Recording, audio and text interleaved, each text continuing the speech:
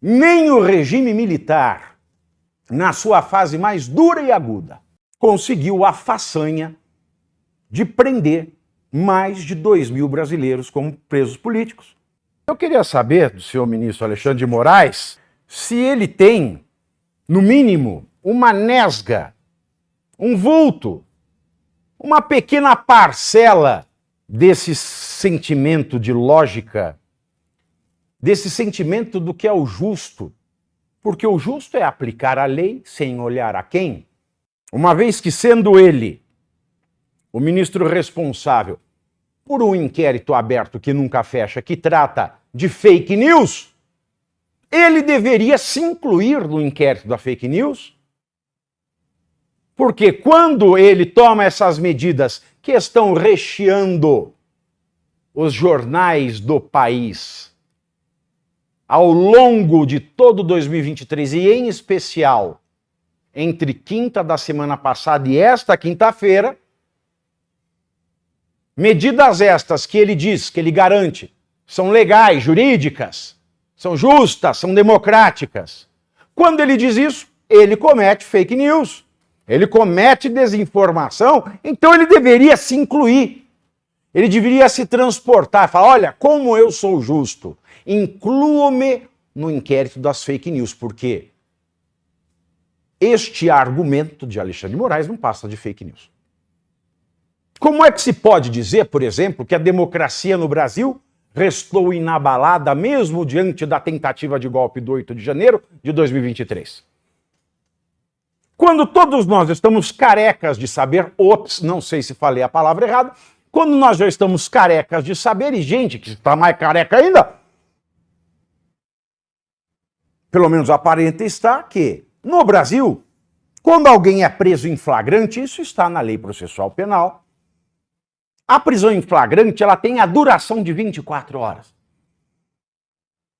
Não existe prisão em flagrante maior que 24 horas.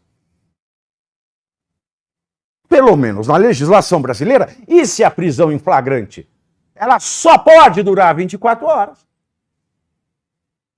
Tem que acontecer, neste meio tempo, a audiência de custódia, que não é simplesmente a mulher do custódio, mas é aquela audiência que, dentro das 24 horas em que pode subsistir a prisão em flagrante, o juiz vai decidir se aquele que foi preso em flagrante é considerado um perigo se posto em liberdade, e se for considerado um perigo, ele transforma, ele converte a prisão em flagrante em prisão preventiva. Se ele não chegar à conclusão de que o preso em flagrante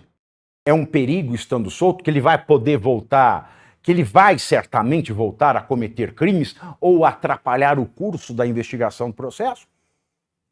se ele não conseguir, nesta audiência de custódia, que tem que acontecer nesse meio tempo de 24 horas, porque não há na lei brasileira uma prisão em flagrante que possa durar mais que 24 horas.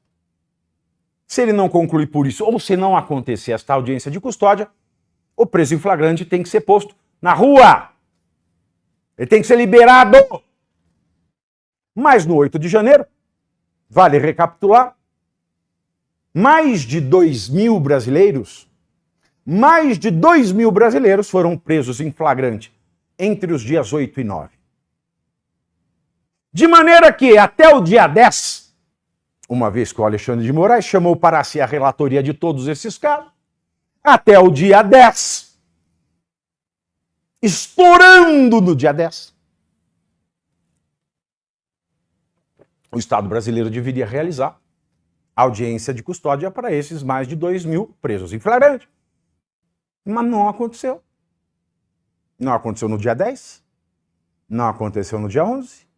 não aconteceu no dia 12, não aconteceu no dia 13. A que nome se dá, já que não existe prisão em flagrante na lei brasileira, que possa durar mais do que 24 horas,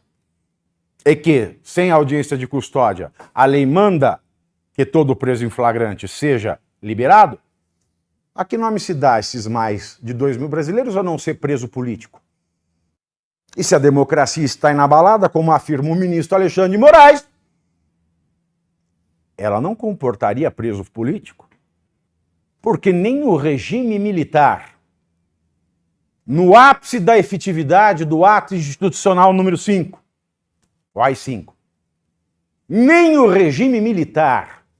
na sua fase mais dura e aguda,